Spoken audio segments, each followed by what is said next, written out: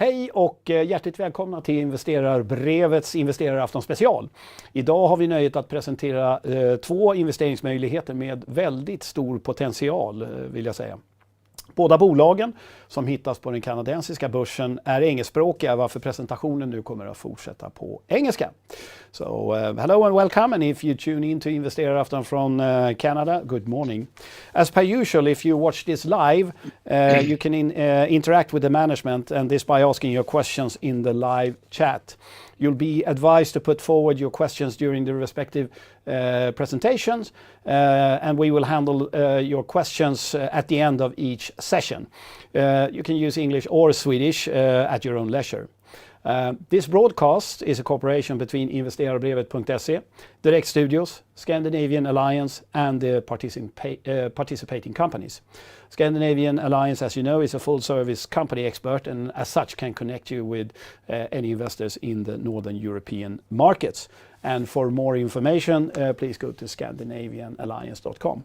So with that under our belts, it's my great pleasure to be able to run through today's theme, which is how to monetize when the world could be your oyster. And our first company is Plurilock Securities, described as, and I'm quoting now, a global leader in advanced frictionless identification. So Plurilock offers a protection against one of the costliest criminal activities in the world, cyber attacks and or extortion thereof. So it's a great pleasure to greet Plurilock's CEO Ian Patterson. Hello Ian, how are you? I'm doing quite well. Thank you very much for having me. It's a pleasure to be here, and I'm excited to speak to you about Plurilock. Excellent. Well, please Ian, take it away. Thank you. Well, just to confirm, I'm going to start advancing the slides, but if you wouldn't mind, just confirm that you can see the change. Perfect. Well, it's a pleasure to be here. At a high level, Plurilock is a cybersecurity consolidator in North America. The thing that makes us different is that we have unique IP in the area of digital identity and anomaly detection. At a very high level, Plurilock is publicly traded. We are listed on the TSX Venture Exchange under the ticker PLUR, Plur. We are also listed on the OTCQB under the ticker PLCKF. There's really two parts to our business. The first part is that we have unique capability where we're able to identify people based on how they type on the keyboard and move a mouse, and we can do that in a matter of seconds. That capability has attracted the attention of some very notable people, including an ex-director of the NSA, Admiral Mike McConnell, who sits on our board of directors. And then the second part of our business is where we have been rolling up and acquiring cybersecurity solutions providers, again, predominantly in North America. So the company today, if you're to look at us on Google Finance or Yahoo Finance, you would see that we're approximately $50 million Canadian of revenue. And we have grown quite rapidly. We've grown approximately 100x over the last 2 years, from when we listed in 2020, and at that time we had revenue of approximately $500,000. So there's been a lot of growth, and I think this is because of the sector that we're in. So we're going to be talking more about what is cybersecurity, what are the problems in cybersecurity, and our specific role in it. And so with that, we can get right into it. So for those who are unfamiliar, cybersecurity as an industry is estimated to total over $1 trillion cumulatively over a 5-year period. And this is a massive global opportunity. Really, there's two major drivers for why people spend on cybersecurity. The first, and this is represented in the graph on the left-hand side, is that both the volume of attacks is increasing really in almost every industry. And so organizations that maybe 3 to 5 to 7 years ago think well, cyber attacks, they happen to other people, they don't happen to us, are now realizing that cyber attacks frankly happen to everybody. So there's risk if you're a business in potentially getting hit with a ransomware attack or a similar attack. And so that is causing organizations to prioritize spending in cybersecurity to defend against these attacks. Now, the second thing, which is an area that people may not be as familiar with, is that there is increasing regulatory requirements to invest in cybersecurity as well. So certainly in Europe, or standards like GDPR will require controls to protect data. There's similar regulations in North America, things like CCPA in California, but also industry regulations like PCI DSS, or simply standards like NIST 853 or ISO 27001. There are a number of regulatory requirements, which could be laws, they could be industry regulations, or they simply could be best practices, which also require investment in cybersecurity. On the screen is one mandate, which was the United States put out an executive order around cybersecurity, and what we're seeing is that there's an increase in these requirements for companies. So again, two very large tailwinds around why there is an increase in cyber investment. So Plurilock's role in this industry is that we are building innovative AI cybersecurity software. We are acquiring cybersecurity solutions providers. We are integrating those solutions providers, and then we are cross-selling our SaaS software through the distribution that we acquire. And so we've organized into two divisions. We have a technology division, we have a solutions division. I'll talk about what both of these are, but really this is the engine that is fueling Plurilock's growth. So our technology division is really the thing that sets us apart from everybody else in the world. So we have a unique capability that allows us to identify who you are as a person based on your keystrokes and mouse movements. This is software that we deploy on work devices. So we sell to businesses to protect the internal employees of that business. We're able to build a profile or a signature of what's normal for an individual person. Usually takes a couple of days to build that signature. And then once that signature is built, we're able to then do continuous authentication. Typically every 3 to 5 to 10 seconds, we're doing an identity check based on that activity. And we're comparing, is the current user still the right authorized user? So ultimately, this is to defend against account compromise, where somebody steals credentials. That could be from some other employee. So a form of insider threat could also be that somebody is remotely trying to log in and attack a device. So regardless of how that identity gets compromised, our solution is designed to protect and defend against that. We have 6 patents on this technology. Over 35,000 hours of research has gone into it. We have a full team of data scientists who are all the world's experts on this. And then we are also adding additional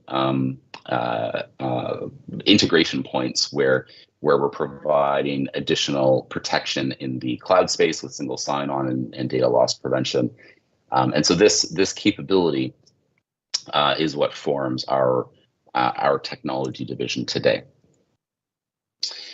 Now, I mentioned that we have 2 divisions, so we've talked now about the technology division. The solutions division is where we are acquiring and rolling up cybersecurity solutions providers. So what we've learned from working with our customers is that it's a very fragmented industry, and our customers need assistance in consolidating their procurement to be able to procure the tens of or even hundreds of cybersecurity solutions that they need to stay safe. So there's a network of thousands of of value-added resellers and solutions providers across North America. We've made since we have been public over the last 2 years, we've made 4 acquisitions. 3 of them are on the screen today. And what we are effectively showing is that we are acquiring these solutions providers for a multiple of EBITDA.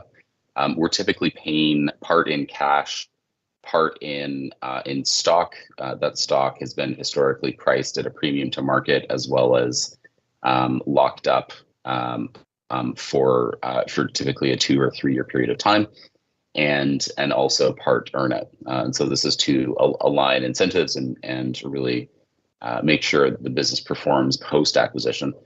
Now, the reason that we're making these acquisitions is that this is effectively distribution that we are making, and so some of the customer relationships that we have acquired through these acquisitions include a large amount of Canadian federal customers, including the Department of National Defense, RCMP, which is our federal policing force.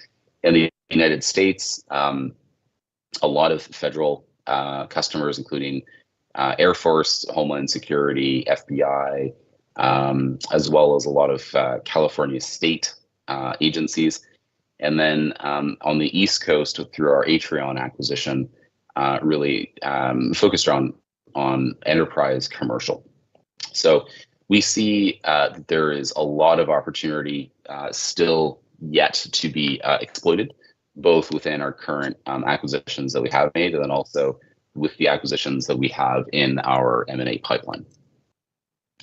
So some of those customers that I mentioned are ones that we serve. We're serving over 600 customers today. For the most part, they are in North America, although we do have a select few customers internationally. We're also seeing that certain geographies, Asia Pacific as well as Europe, could present opportunities for growth in the future. There's a lot of focus right now on cybersecurity in Europe, especially as a result of the Ukraine conflict, and so we see that could present a fairly significant opportunity for us should we decide to pursue that. So I'll talk to you a little bit about the team. Myself and CTO, we've actually worked previously together at a data and analytics company called Terapeak. In the past, Terapeak was ultimately acquired. They were venture backed, and they were ultimately acquired by eBay. Experienced CFO who comes both from the public markets as well as from private equity. More recently, we added Tucker. Tucker's background, he was actually an executive at HSBC in Europe, and so very experienced at realizing efficiencies and integrating M&A. I'll talk a little about the board of directors as well. We have a very prestigious and frankly world-class board of directors. Some people that I would draw your attention to are Admiral Mike McConnell here. He was formerly the director of the National Security Agency in the United States. And then he was also director of national intelligence, where he reported directly to the US president on a daily basis. We also have Ed Hammersley. He was formerly head of Raytheon's cyber division, then also led ForcePoint Federal, which is a large cybersecurity company. Last year, we added Jen Swindell, formerly of the defense contractor Booz Allen, also a U.S. Navy Special Operations Officer. So very, very, very experienced cyber team. And then on the right-hand side, some of our advisors include Admiral Jan Tai, who is the former director of naval intelligence, and she's also on the board of Goldman Sachs, and the list goes on. So very experienced team, and really a representation of our ambitions as a company. I won't go into too much detail here, although what I will say is that we've been extremely active over the last year or two. Really, we went public. We went public in 2020, and since that time, as I mentioned at the beginning of the call, we had approximately $500,000 of revenue at that time. and we've now grown it to a $50 million revenue run rate. So there's been a lot of work on acquisitions. There's been a lot of work on sales, and I think that we're starting to see some of the results of that.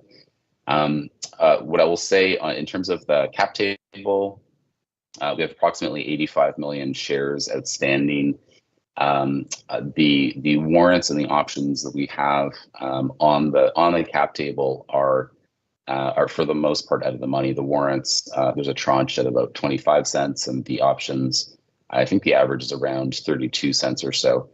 And so currently we're trading at sort of around the 16, 17 cents. All these figures are Canadian, by the way. In terms of the outlook of the company, we do have two analysts that cover the stock, and so that's Lee Jones Gable and Industrial Alliance, and so they have a consensus estimate of our revenue, and so their consensus for 2022 was approximately $64 million. The 2021 actual revenue was about 36 million. And the 2020 actual was about $500,000. So you can see very dramatic growth over the last several years. And then they've estimated that 2023 revenue organically was approximately 76 million. In terms of comparables, there's a number of similar, I would say, roll-up style businesses in Canada with proprietary IP. Companies like Converge Technologies, Quisitive, Tribe Software. These would all be, I guess, a similar in business model, although not specific to cybersecurity. On the cybersecurity side, they're looking at primarily US listed companies like CrowdStrike, Okta, Palo Alto. And so really, regardless of which way you want to compare, Plurilock is at quite a discount relative to those peers. And so we feel does not, the current market price does not reflect the value of what we think about Plurilock. So really two ways of looking at that. In terms of how you want to do those comparisons. So for us, in terms of go forward, very much focused for 2023 on profitability, margin expansion through cross-selling. Again, our key business opportunity is taking those acquisitions, cross-selling our high margin recurring revenue software, and then also continued expansion through opportunistic M&A. We see that there's potentially some very good opportunities coming up, largely because of the current market conditions, and so we intend to be ready to act on those should we see synergistic businesses and technology assets to add into to the story. So I think with that, I might turn it back to yourself, Carlo. But what I will say just prior to wrapping up is that Plurilock represents really just an investment opportunity in a massive global $1 trillion cybersecurity market. Again, we are very much acquisition oriented, and I think also now have a track record of working with tier one customers. Again, Canadian defense, U.S. defense. On the commercial side, financial services, life sciences. We have a patented AI software that is unique to us and absolute world-class leadership. So that is all for me from a formal presentation standpoint, although I am looking forward to the questions, Carlo, that I hope are there. Well, excellent. Thank you so much, Ian. Very interesting and slightly confusing if you have reached my age. But you mentioned you had a slide on peer groups, and could I just expose my ignorance here and say, would that be competitors to you in a way that you will meet them in the door when you pitch for an assignment? It's a good question. In some cases, yes, it could be competitive. because of the business model that we have, right? We have both our own proprietary software, and we're also a solutions provider. So on the solutions provider side, it's entirely possible that actually that we would be working with some of those companies, actually selling those products to end customers through our solutions group. So that's possible. It's also possible that we might compete with them directly. What I have found in my time in cybersecurity is that it's a very fragmented landscape, and so you have a lot of frenemy situations where, in some contexts, you are working collaboratively. In other contexts, you might be fighting for the same dollar. So there's that dynamic. But I think the other side is that there's just so much opportunity that there's more than enough to go around. Yeah, I was driving towards that because you get the feeling that the market is, I mean, enormous. The world is your oyster there. But you had a slide with the Canadian dollars 50 million in revenue, and obviously this is a fast-moving market. But what do you think that the total wallet is for you in the near-term future, if we compare this to this 50 million revenue, which happened quite fast, I would say? Yeah, I don't think that there's a cap on growth. I mean, if I look at other cybersecurity companies, even in that peer group list, I think Converge Technologies, just as one example, they grew from I think it was approximately $100 million in revenue to over $3 billion over a 5 or 6 year period of time. So, like that's one example. I think, but I don't think that's unique. I think that there are a lot of similar peers that have seen very rapid growth. And again, it's really fueled by those two key drivers, right? Companies that need to protect against getting hacked, and the increase in regulatory drivers. I also think that what we have seen, particularly with the Ukraine conflict, is that cyber has become a tool of nation states to wage asymmetric or grayscale war. And so anytime you have conflict in the world, we're seeing an uptick in cyber activity that takes place as well. So there's all kinds of drivers for purchase behavior in cybersecurity, and I really don't see any counterweights to slowing that down. And if I could just touch upon the governmental contracts, and you had the slide with the White House, and it's increasing the regulatory requirements. And as you mentioned here, we have an increase in cyber attacks and so on and so forth. But the increasing in regulatory requirement, is that a positive or a negative for you vis-a-vis, well, let's say, competitors and customers base? In one respect, obviously, this is a high-profile area, and no one would argue why you should have it. But in the other hand, there could be continuous hurdles or demands. So where would you? Are you surfing on this regulatory wave, or is it an obstacle? No, it's very much a wave. So ultimately, regulation is a requirement for companies to invest in protection. And so ultimately, that regulation is good for us as a vendor, because we have the solutions that they are now required to buy. Previously, a lot of the cyber protection or the cyber controls were optional. They were more, if you were a company adopting best practice, you would put those in place. If you were not a company who wanted to do those best practices, if you only wanted to do the minimum, there wasn't necessarily requirements for you to do so. Now those optional things you're now being required to do, either by regulation or potentially by your insurance company. It's now much more difficult to get cybersecurity insurance or to keep and renew your cybersecurity insurance unless you prove to the insurance provider that you've invested, that you've reduced your own risk. And so anytime that a company needs to invest in cyber controls, that's ultimately revenue to us. So is it fair to say that you will be able to, let's say, educate the clients, you're ahead of the curve, or do they come to you with a specific problem that you have to solve? Well, in a lot of cases, they're coming to us saying, "We've been hacked. Can you help?" Which is unfortunate. I mean, I had a call yesterday.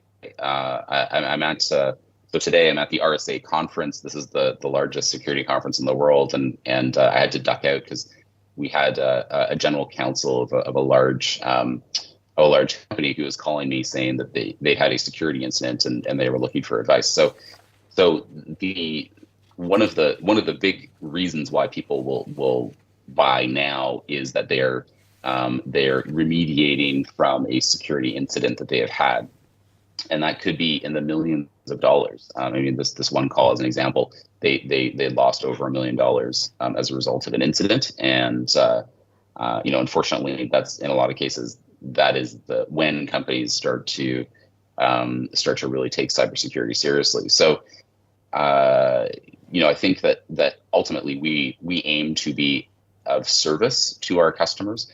We hope to do that proactively before an incident occurs, but also it's quite common for that to be after an incident has occurred to then go in and prevent it from happening again.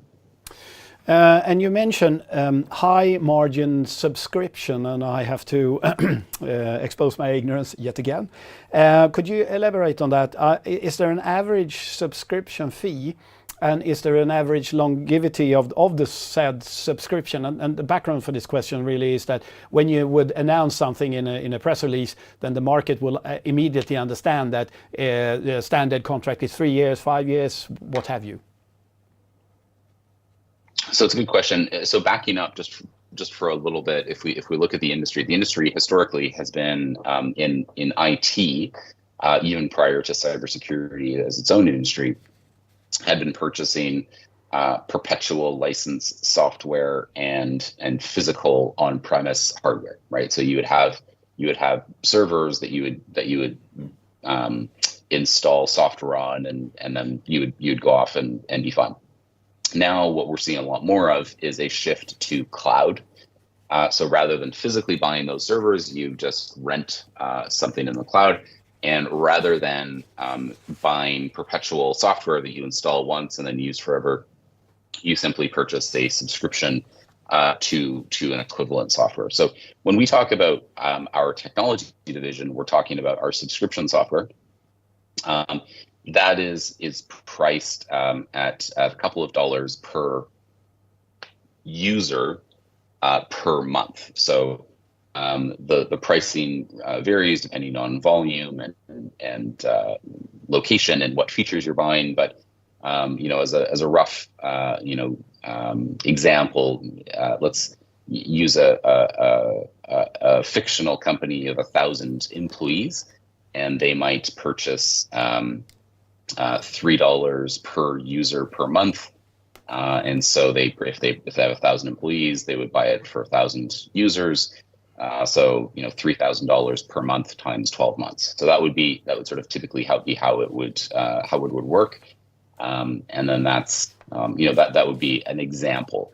What I would say though is that there's some variability in pricing because it's quite common to have volume discounts. So if you're purchasing 500,000 licenses, you can get a better price than if you're purchasing 1,000 licenses, as well as the different features that our software provides. What I would say, just as to your point about longevity, it is possible that we would sell an annual contract. It's also possible that we would sell a 2 or a 3 year contract, but really the expectation is that that license is on a renewing cycle. So even if it's for 2 years up front, we might do that to collect the 2 years worth of cash up front. But after the second year, the expectation is that it would continue to renew because the client is continuing to use that subscription software. Excellent. Very, very clear there. But as a catalyst for 2023 and going forward, what metrics would you like us to focus on in the market? Well, I think for us, we are because we are acquisition oriented. Our flywheel of value creation is that we acquire a company, we integrate that company, we implement cross-selling programs for our technology division software. We start cross-selling software, and then we look to repeat that cycle. So you can look at metrics along the way. You can look at you can see what I would say as a first step is that the growth in revenue represents a growth in customer relationships. So we have approximately 50 million of revenue today, approximately 600 customers today. And so the revenue is a reflection of the fact that customers trust us to deliver products and services to them reliably that they can count on. So that would be the first step. The second step would be, what is the time that it takes us from the time of acquiring a company to the time of our first cross sell of our SaaS technology products. So that time would be an indication of how quickly are we able to deploy and implement those cross-selling programs. And then ultimately, where as a lagging indicator, that will start to increase the blended gross margin of the company. But that would only happen after the cross-selling occurs. And so those would be three different points along that value creation journey to look to see how are we doing. And so I think that the important part is that we've already demonstrated over the last 2 years since being public that we've been successful at acquiring, at doing the first step of acquiring those assets. We've also been very intentional about documenting the speed of cross-selling. And so if you were to sign up to our investor relations updates, which is a plug here, so I would encourage everybody to sign up Plurilock.com and sign up for investor relations updates. If you were to be signed up, you would see that we actually broadcast when we do cross sells, and so investors are able to measure that. Excellent. Well, thank you for that, Ian. Very educational. And we will see you in Stockholm on the 9th, I believe. And I'm sure there will be even more granular and interesting questions.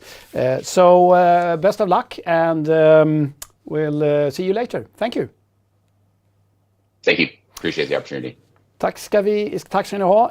Vi kommer nu att koppla upp vårt nästa bolag, också det från Kanada. Så därför så ber vi ha lite tålamod när vi tar en mycket kort paus för att se att alla ledningar är okej. Tack ska ni ha.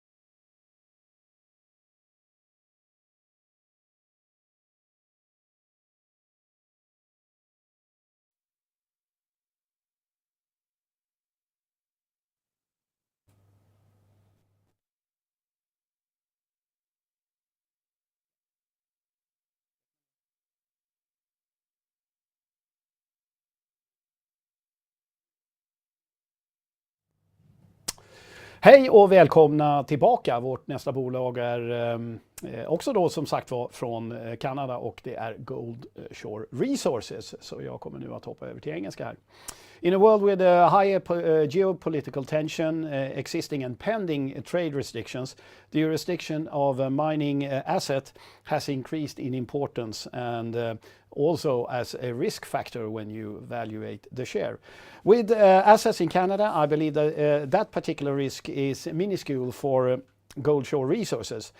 For me, the upside lies in the ability to execute on the set targets. And here to enlighten us how that will be done with Goldshore is the CEO, Brett Richards. Brett, can you hear me? Yes, I can, Carlo. How are you this morning? I am fine, and I'm really looking forward to this. So please, go ahead. The floor is yours. Good. Thank you, Carlos. And thanks, everyone, for joining today. Goldshore Resources is a fairly new company. We've been around for about 2 years. We trade on the TSX Venture Exchange under GSHR, on the OTCQB under GSHRF, and on the Frankfurt Exchange under 8X00.F. I direct you to our disclaimers and forward-looking statements. They're on our website, and these types of presentations come with that caveat. I'm going to talk a little bit about our project and a lot about the space, the gold space. The Moss project is located in Ontario. We acquired that back in 2021. We have a fairly sizable resource on the property of 4.17 million ounces at 1.1 grams. But I don't really want to get into the detail here. I want to talk about why everyone is watching this. People are here to make money, and investing in gold in this macroeconomic, geopolitical, very volatile world we live in today, gold has always been the safe haven for inflation, the safe haven against crisis and geopolitical uprisings. And quite frankly, that's what I want to focus on today. So there's 5 key attributes when evaluating mining projects. And I do this professionally, and I have for a number of years. I've been in this space for 37 years. But I want to talk about these 5 attributes, and then I want to talk about how these dovetail into Goldshore Resources. The first thing is always about people. It's always the team, the management and directors of a company. You need to be comfortable as an investor that they are going to be the ambassadors and the caretakers of your investment and act responsibly.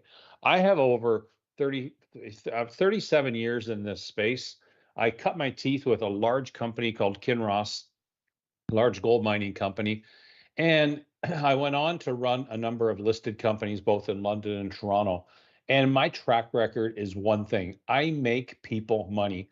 At Katanga Mining, we made our first shareholders 86 times money, and our last equity raise 30 times money. Avocet, we made 6 times money in 4 years, and Rocks Gold, we made 3 times money in 2 years. This is about making money. Pete Flindell is the other part of my team. He is our VP of Exploration. Pete and I have been together for over 15 years on our last 10 projects. And quite frankly, he is a world-renowned exploration geologist who convinced me to get involved in this project as I was looking to come in as an investor. We've assembled a board of very successful people. Galen McNamara leads Suma Silver. He is our chairman. Brandon McDonald leads Fireweed Zinc, Fireweed Metals. Sean Kuhn, Dolly Vartan, Victor Cantor, Amex, Joanna Pearson at Endeavour Mining. These people are all CEOs with the exception of Joanna, but these are all extremely successful junior mining experts, and they make their shareholders money. So we've assembled this team. Team is the most important thing. The second thing is about location. I've worked in a number of jurisdictions in the world. I've worked in Indonesia. I've worked in Africa, 14 countries in Africa. And quite frankly, jurisdiction is important from a number of meetings. Is the government going to take your licenses away? Is the mining code going to change? Are the goalposts going to move along the way? Because the investment thesis I have today is on the information I know. We are in northwestern Ontario. Our project is in one of the greatest mining jurisdictions in the world, if not the greatest jurisdiction. And we have over 4 million ounces of a resource, and that is sizable. But the story is really about where to from here after the work that we've done so far on the project. The third point about an attribute when looking at mining investments is about, does it have potential? Does it have the size and scale that this is going to go on for generations and generations? And when I look at our land package at Moss Lake, we have over 30 high priority targets in addition to Moss Lake, in addition to the 4 million ounces we have. We have an old copper mine on our property called North Coldstream that we've tested, and I'll show you the results of that test. We have over 22 additional gold targets that we need to hit that look exactly like Moss Lake, where we have 4 million ounces and growing. And we have drilled less than 10% of our property. So we have substantial size and scale potential. The distance from toe to toe here is about 35 kilometers. And in this white area here, we have known mineralization of about 10 kilometers. And up in Coldstream, these two white dots up here, we also have known mineralization of about 4 kilometers. So this is what we acquired in 2021. This was a 2013 historic resource, and this is what it looks like. This is all modeled up in a planar view, and you can see kind of what we started with. And you don't build upon this, you have to validate it. So we started from zero, but this really guided us. And the resource we put out on November the 15th of last year looked a bit like this. And it starts to illustrate this red area of these shears. And these shears are extremely high grade and is going to drive the economics of this project down the road, because grade is extremely important. I'm going to speak to it as one of the 5 attributes, but we have a substantial deposit here and substantial growth. The cross section of this is quite simple. We have these vertical high grade shears that go down, 1,000 meters to the basement, and we have high grade outcrops that go right to the surface. That means we're going to be mining high grade material in years 1 to 3. As the pit gets deeper, as the pit grows, we will continue to optimize and run the highest grade material. We may move laterally and go to additional pits, and I'll show you what that means in a different drawing. But all this black area here you see with no color is simply the fact that we don't have data. We need to infill this. And this is just the stage of development we're at. You are balancing probability with predictability. And as we continue to spend money and grow this resource, we will fill in this area with grade. And as I say, we are open at depth.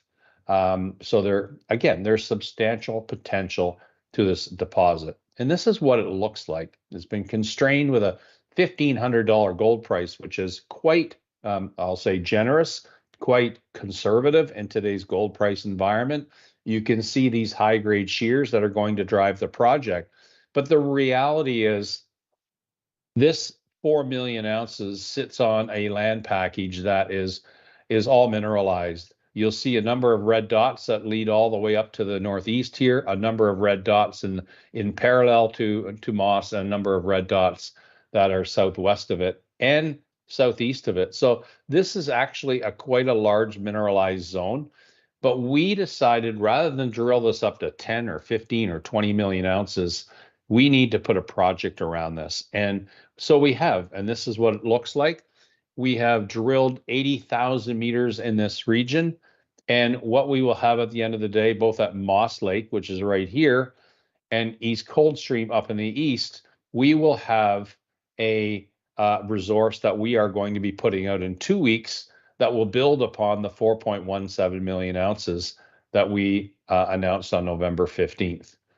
We have other, in these targets, we also have this copper cobalt finding that we put out in November as well.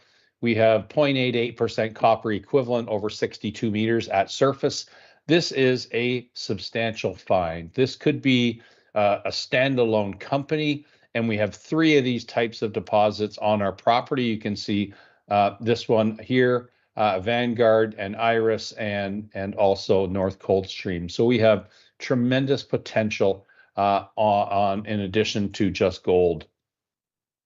So the fourth thing I want to talk about is access to infrastructure, and working in various parts of the world, Africa, northern Arctic, in the remote jungles of Venezuela and Colombia, and in the mountains in Chile, and in the heart of the jungle in the Congo.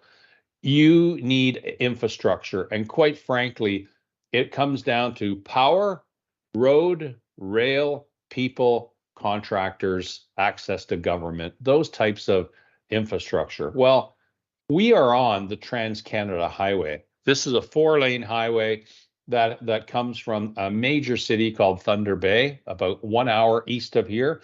And Thunder Bay has an international port, and any large equipment that we need to bring in by water can come into Thunder Bay and come down the Trans-Canada Highway to our site.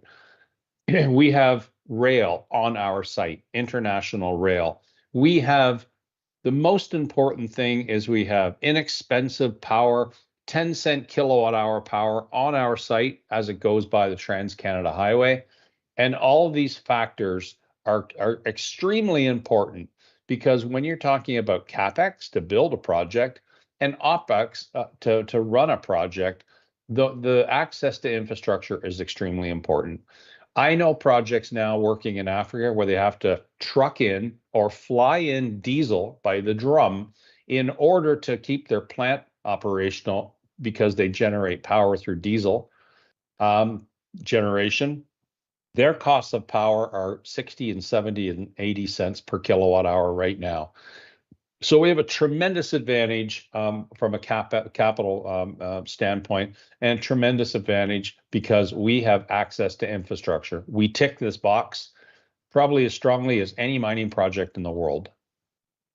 The last piece of these 5 attributes is about grade and metallurgy. And as I said, we have tremendous grade in these high-grade shears. We have 4 million ounces, over 4 million ounces at 1.1 gram, and 2.2 million ounces at 2 grams.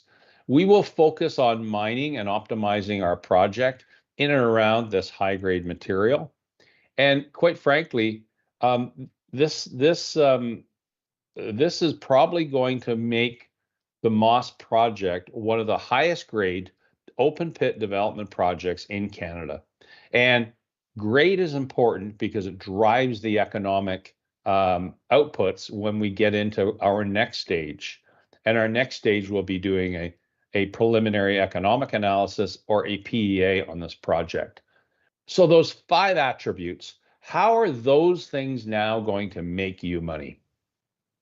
First of all, we are completely aligned to the interests of our shareholders. Me personally, I have well over $1 million of my own personal money in this company, and I hold about 5% of it. And that's important to me because I am aligned with my shareholders, because I want to make money, and I want to do it responsibly, and I want to do it inclusively, and I want to do it in such a way that we create sustainable long-term value for our shareholders. And this is not a mantra. This is a value proposition that is driven in our mission and in our vision, that we want to drive long-term shareholder value to our shareholders. On our cap structure, we have about 200 million fully diluted out today, and we're trading at like just under 20 cents. We are at the lowest share price today that we have been in our entire history. We have a market cap of about $30 million, $31 million today, and we have about $6 million in the bank. So we are fully funded for the rest of the year. We will not be going back to the market at all for the rest of the year. So why is this important? It's important because today we're trading at $6 an ounce. We have one of the largest resources in Canada, and it's growing. And you saw the size and scale and potential that this can easily be 15 or 20 million ounces. But you have to prove these things in steps, and it takes drilling and takes capital. And we have started. We're 2 years into it. We have a 4 million ounce resource. that half of it is high grade, and we will be putting on a resource in and around May the 4th of this year that is going to upgrade this. You've been seeing drill results come out for the past 4 months. We drilled right up until the 1st of February. All of those results now, I believe there's 126 or 127 holes in our 78,000 meter drill program, will all now be put into a new resource update, as I said, coming out May 4th. And I'm guiding this is going to be a material increase. And so does that take us down to like $4 an ounce or $3 an ounce, which is just an absolutely crazy number with the potential we have and the fact that we tick all of these 5 boxes. But the most important thing is our peer group is trading at an average of $30, and my peer group is in the middle of this chart. And our high grade peer group is trading on average of $80 an ounce. And we have actual higher grade than our higher grade peer group. So does that mean that, first of all, we have major re-ratings coming in the short term? It sure does. We have, a re-rating to $20 or $30 an ounce and a potential re-rating down the road of $40 to $50 an ounce to get near our peers. In some cases, our high-grade peers are a year or two ahead of us in development, which again is that balance between probability and predictability and reliable resource. But we've approached this in steps. We're just taking steps towards building a project because we think that probably a 5 or 6 million ounce resource when we're done with the resource update and focusing on the high grade, this is going to be a real project. And is this going to be $400 or $500 million capex? And is it going to be have economic outputs of almost $200 million a year of free cash flow and a big production profile of 160 or 170,000 ounces a year? That's what we're working towards. We're working towards defining a project at the PEA stage, and we will be working on that for the next 5 months. So we've started in April. We're doing in May, June, July, and August, and we will have the results of that PEA out the first week of September. And that is important for a number of reasons. First of all, you can only assess and value these stage of development gold mining companies on a per ounce basis. And you can see we are quite skewed to our peer group, and we're quite skewed to the market. So major re-ratings coming. And quite frankly, when we get to PEA, PEAs are another valuation metric. If we generate $180 million of free cash flow because of the economics of our project and because of these high grade shears are going to pull grade forward, and it's going to, it's going to accelerate the revenue in the front end of the mine plan. Companies like ours trade on 2 times cash flow. With $180 million of free cash flow a year, that's a $360 million market cap company. Or they trade on 0.3, 0.35 times NPV, and that's on $1 billion at 5% NPV, that's again a $350 million company. Today, we're at $30 million. So we have scale and potential to do 10 times money. And am I saying we're going to do 10 times money? I'm not. Because look at the market. The market has been punitive to junior mining stocks. We're starting to see the majors come back. We're starting to see mid-tiers come back. We haven't seen it in the junior market. And quite frankly, the gold space has never been stronger. We're trading at $1,980 to $2,000. That is kind of the range we're in today. I think we're going to stay there for some time to come. Gold's actually going to get stronger before it gets weaker, all driven by the fact that the US dollar is going to weaken with time for a number of kind of macroeconomic and geopolitical reasons. It is going to weaken as time goes forward. So I draw your attention to this chart because this is going to drive our share price. And we have a number of catalysts coming out over the next 4 or 5 months, being the resource update on May 4th and the PEA in September of this year. But looking at operating mines, we have a number of large scale open pit operating mines in Canada today, they all are around 1.1 grams. And look at us, we have half our deposit is going to be almost twice that at 2 grams. So our economics are going to be, for every ton of ore we move, we get twice as much revenue. This is a tremendous advantage, and it's why grade is so important in projects like this. So again, we have a number of activities going on. We are planning on progressing this project through to a pre-feasibility study, but we have to deliver on the 2 catalysts we have, and that is an updated resource estimate by May the 4th, and a PEA that'll come out in the 1st of September. And we're doing all the metallurgical work and all the environmental baseline work to support those 2 initiatives, so that we can potentially kick off later this year or early next year. We can kick off on an infill drill program that gets us to the next level of confidence. But right now, these types of projects are extremely undervalued. I go back to looking at Marathon, who's trading at $70 an ounce. They have a project, they have about 4.5 million ounces. They have a project that is about 1.8 grams. They were trading at an $880 million market cap not 14 months ago, before the market collapsed based on the Ukraine-Russia situation. They were literally getting $210 an ounce for their resource, and they have just done a feasibility study that will look identical to our PEA. It's the same size of capex, it's the same size of production profile.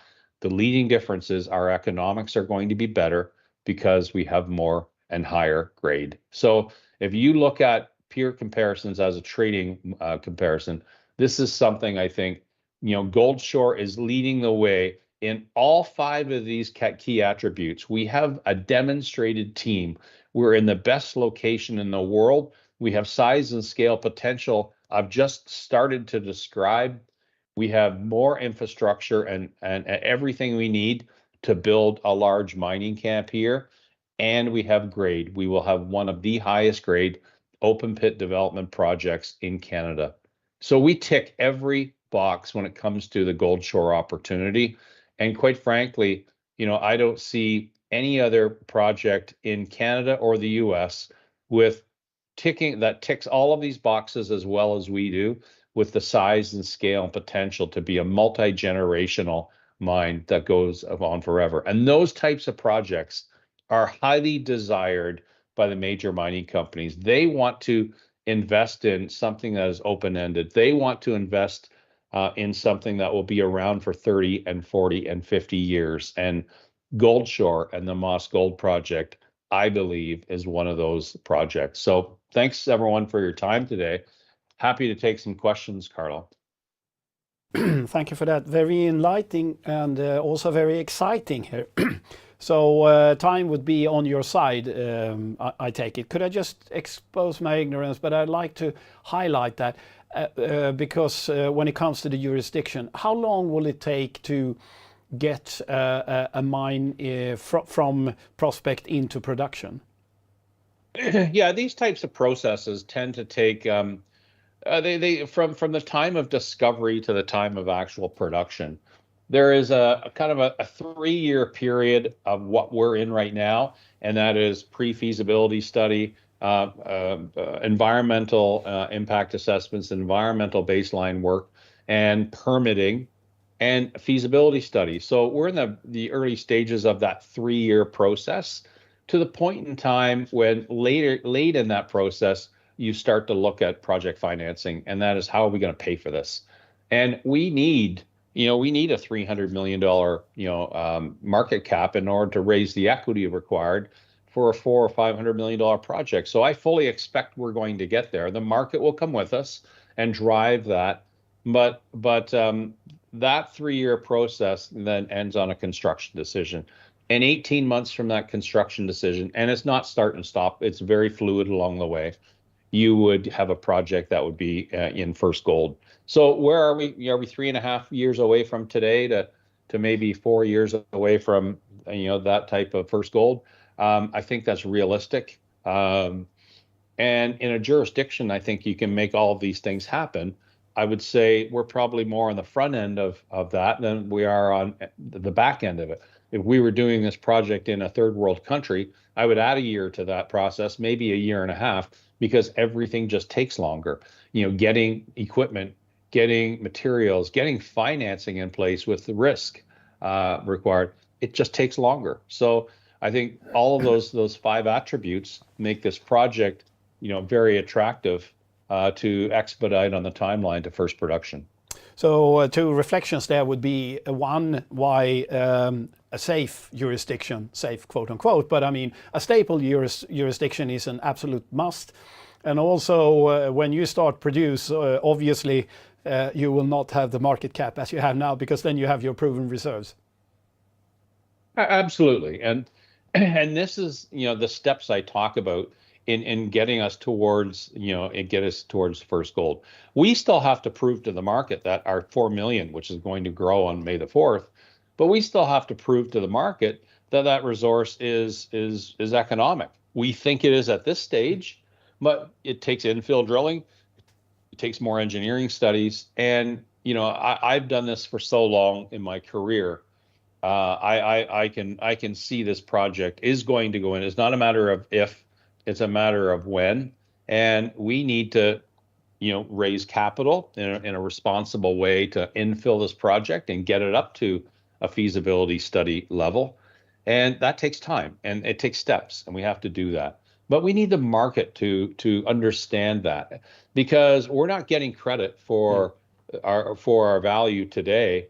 And we've just had to raise money at 17 cents. It's quite painful when we have to raise money, and although we have enough capital to get through these catalysts and get through the rest of the year, we should be, every one of these companies on this list should be spending $30 million this year, and they can't, because it's not responsible to blow out your equity story by raising $30 million at your lowest share price in 2 years. Just doesn't make good business sense. So we have to wait for the market to come with us.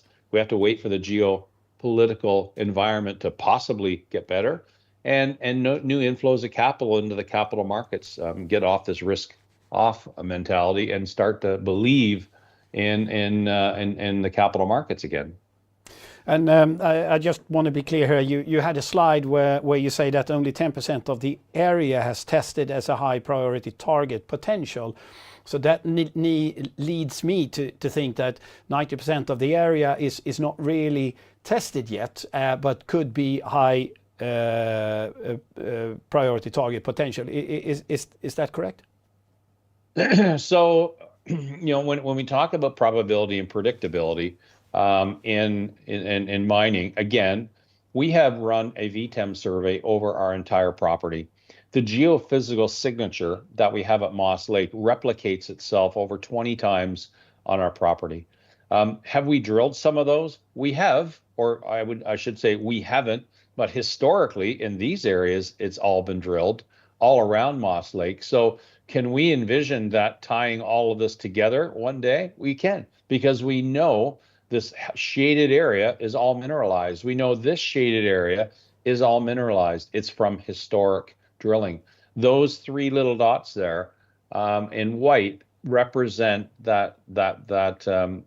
these 3 kind of little starter pits. Now, that geophysical signature is replicated with all of these gold dots. So yes, some of these are tested, and yes, they are mineralized, but they're not all tested, and we need to test them. And that's just the next step. You run geophysical work, you do all your soils and your chemistry work on the ground, and you come up with drill targets. That's where we are. These are all drill ready targets, both gold, but also base metals, copper, lead, zinc, moly, and one of the most important as a battery mineral, cobalt. So we have all of these base metal targets up to the northeast that we still need to test. So when we talk about only testing 10% of our targets, the remaining 90% of them are real targets. It's not just open property. These are real identified targets from a geological standpoint.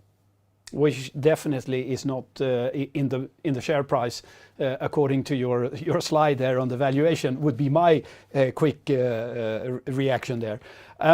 the Moss area has all the necessary infrastructure needed, as you said, but is it fair to say that it is a crowded place? And if so, is there a risk that you have to compete with other operators, that there would be bottlenecks, that you will be next in line, and so on and so forth? No, it really it doesn't work like that in developed countries. I would say in undeveloped countries or underdeveloped countries, you can have that problem, and you can certainly have that problem for skilled labor. Skilled and competent contractors. You can have those problems, but we're actually 100 kilometers from Thunder Bay. We have nobody living on our property. It's all crown land for the most part, and it's treed and open areas. So from a again a doability factor, we can get to our site, we can access our site, and we can move anything to our site we want to efficiently, and probably as efficiently as anywhere in the world. There are no operating mines within about 250 kilometers of us, but even though if there was a mine right next to us, it wouldn't impair our ability to grow our project. It actually would look like a bigger mining camp. We have a lot of junior explorers around us. To the southeast of us, we have a company called Delta Resources. They don't have a resource yet, but they're also trading at a market cap greater than ours, but they have a large area here. And quite frankly, these shears and all of these mineralized trends probably go down to into this area as well. And that we know that they may well go over into this area. There is companies over here that are also exploring. So we have the heart of the Shibandawong Greenstone Belt. Is there a big consolidation 5-10 years from now by a big major that says, hey, we want to put all this together and build a big mining camp? Absolutely. That it has the potential for that, but it doesn't impair us. I actually think we're at the front of the queue because we have a large resource. We're 3 or 4 years ahead of everybody around us. So from our standpoint, we're very advantaged from that perspective. So it would be fair to say that the market has yet to factor in any expectations of success. So that leads me to conclude that there should be limited downside, but a tremendous upside to the share price. So would you be for sale at this point? That's a great question, and your first comment is right on the money. There is very, very limited downside here, especially when we're growing the resource and we have so much potential. Can we trade down from here realistically? I find that very difficult, that we could trade down from here. But as you said, there's tremendous upside potential to recalibrate up into this area. I'm not skirting your question about are we for sale. Everything is for sale always. And I have to take the view of that. I have optionality. If I was strictly to drill this up to 7, 10, 20 million ounces, low-grade material at the end of the day, then the only option for me is to sell to a major, because the capital requirement to build a project like that is multi-billion dollars, and a small junior wouldn't have the capacity to be able to raise the capital to advance it and to do it.